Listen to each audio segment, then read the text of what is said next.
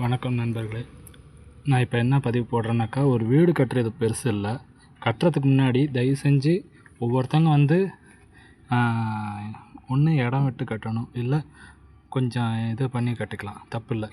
ஆனால் மெயினாக 2 வீடும் ஒட்டுக்க கட்டும் போது இந்த வீட்டுக்காரங்களுக்கும் அந்த வீட்டுக்காரங்களுக்கும் சங்கடம் வராமல் இருக்கிறது யார் கையில் இருக்குன்னா, மெயினாக மேசன், அதாவது கொத்தனார் கையில் தான் இருக்குது.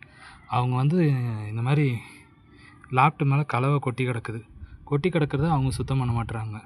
2வது அந்த இடத்துல வேலை செஞ்ச பெயிண்ட்ரு, அவங்களும் சுத்தம் பண்ண மாட்டுறாங்க. இப்போ 3வது நான் இங்கே வேறு ஒரு பில்டிங்க்கு வந்திருக்கேன் வேலைக்கு. இதை நான் க்ளீன் பண்ணுறதுக்கு எனக்கு 1 மணி நேரம் ஆகும்.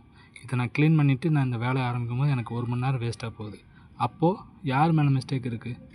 இது மாதிரி கொஞ்சம் பொறுப்பு இல்லாமல் இருக்கிற ஒவ்வொருத்தவங்களுக்காக இந்த பதிவு போடுறேன். முடிஞ்ச வரைக்கும் மேசனாக இருந்தாலும் சரி, பெயிண்டராக இருந்தாலும் சரி, பக்கத்து பில்டிங்கில் உள்ள கலவையை சுத்தம் பண்ணிவிட்டு வேலை செய்யுங்க. இல்லையா, தயவு செஞ்சு வேலை செய்யாதீங்க.